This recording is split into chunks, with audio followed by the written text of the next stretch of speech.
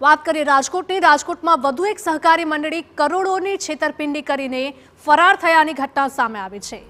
Money plus શરાફી મંડળીના પ્રમુખ સામે 11 કરોડ 8 લાખની છેતરપિંડીનો આરોપ લાગ્યો છે। ફરિયાદી અને તેમના સંબંધીઓ પાસેથી સ્કીમ આપી કરાવી હતી એફડીની પડતી મુદતે રકમ પરત ન અપાતા છેતરપિંડી થયાનું સામે આવ્યું છે। સ્થાનિક પોલીસે છેતરપિંડીનો ગુનો નોંધીને વધુ તપાસ હાથ ધરી।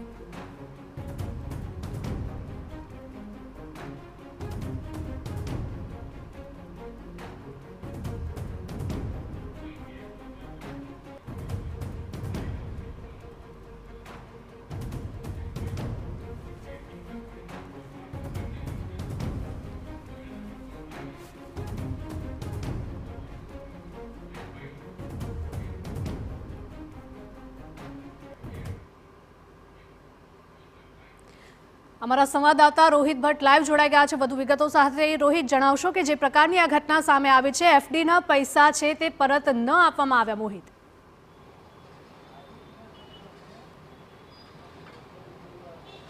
સ્પષ્ટપણે વધુ રૂપિયા કમાવાની લાલચમાં કેટલાક લોકો છે તે રૂપિયા ગુમાવતા હોય છે અને તે જ પ્રકારનો કિસ્સો છે તે રાજકોટમાં સામે આવ્યો છે।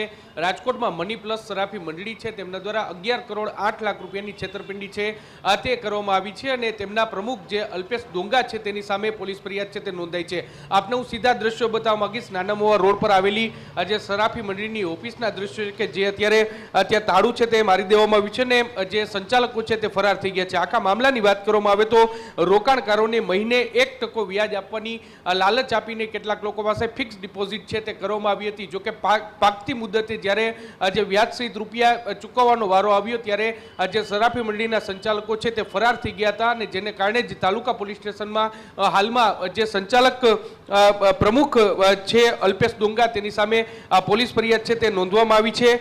જે ફરિયાદી રશ્મિન પરમાર છે તેમના કુલ 40 લાખથી વધારે રૂપિયા હતા અને તેમની સગા સંબંધીઓના અને તેમના નજીક મિત્ર સર્કુલના કુલ 11 કરોડ 8 લાખ રૂપિયાની રકમ હતી અને આ તમામ રૂપિયા છે જ્યારે ફિક્સ ડિપોઝિટની પાકતી મુદતે શરાફી મંડળીનો સંપર્ક કર્યો ત્યારે સંચાલકો છે તે ગલ્લા તલ્લા કરવા લાગ્યા હતા અને આ રૂપિયા આપ્યા વગર જ ફરાર થઈ ગયા હતા। હાલ સમગ્ર મામલે તાલુકા પોલીસ દ્વારા આ પોલીસ ફરિયાદ છે તે નોંધવામાં આવી છે। પોલીસ આ સમગ્ર મામલે તપાસ છે તે કરી રહી છે। હજુ જે આ ફરિયાદીઓએ ફરિયાદ લખાવી એ સિવાયના કેટલા લોકો આ શરાફી મંડળી સાથે જોડાયેલા છે અથવા તો તેનો ભોગ બન્યા છે, આ તમામ દિશામાં પોલીસે અત્યારે તપાસ તે શરૂ કરી છે। કેટલાક લોકો છે તે વધુ રૂપિયા કમાવાની લાલચમાં, કારણ કે શરાફી મંડળીના સંચાલક છે તેમના દ્વારા દાવો કરવામાં આવ્યો હતો કે મહિને 1% વ્યાજ છે તે આપવામાં આવશે અને આ જ લાલચે અનેક રોકાણકારોએ રૂપિયા રોક્યા હતા અને હાલમાં જે શરાફી મંડળીના સંચાલકો છે તે ફરાર થઈ ગયા છે અને સમગ્ર મામલે પોલીસે વધુ તપાસ શરૂ કરી છે। જી બિલકુલ, એવી કોઈ વિગતો સામે આવી રહી છે કે કુલ કેટલા લોકોએ આમાં પૈસા રોક્યા હતા અને કેટલા લોકોએ ફરિયાદ નોંધાવી છે?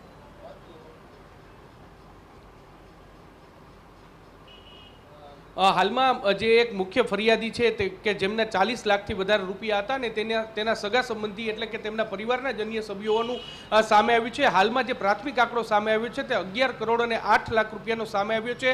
હવે પોલીસ છે તે વધુ તપાસ છે તે કરી રહી છે અને જે પણ ભોગ બનનાર છે તેઓને પણ અપીલ કરવામાં આવી છે કે શરાફી મંડળી સાથે કોઈ વ્યક્તિ તેનો ભોગ બન્યા હોય તો તેઓ પોલીસનો સંપર્ક કરી શકે છે અને આગળની કાર્યવાહી છે તે હાથ ધરવામાં આવશે। પ્રાથમિક દ્રષ્ટિએ 11 કરોડ અને 8 લાખ રૂપિયાની ફરિયાદ છે તે નોંધવામાં આવી છે ને અલ્પેશ ડોંગા કે જે શરાફી મંડળીનો મુખ્ય સંચાલક હતો, પ્રમુખ હતો, તેની સામે આ ગુનો છે તે નોંધવામાં આવ્યો છે। હજુ તેની સાથે અન્ય કોણ લોકો જોડાયેલા છે અને જે રૂપિયા રોકાણકારો પાસેથી લીધા તેનો કઈ જગ્યાએ ઉપયોગ કર્યો છે, કઈ જગ્યાએ તેમને વેડફી નાખ્યા છે, આ તમામ મુદ્દે અત્યારે પોલીસ હવે તપાસ કરી રહી છે। જી બિલકુલ, માહિતી બદલ આપનો આભાર।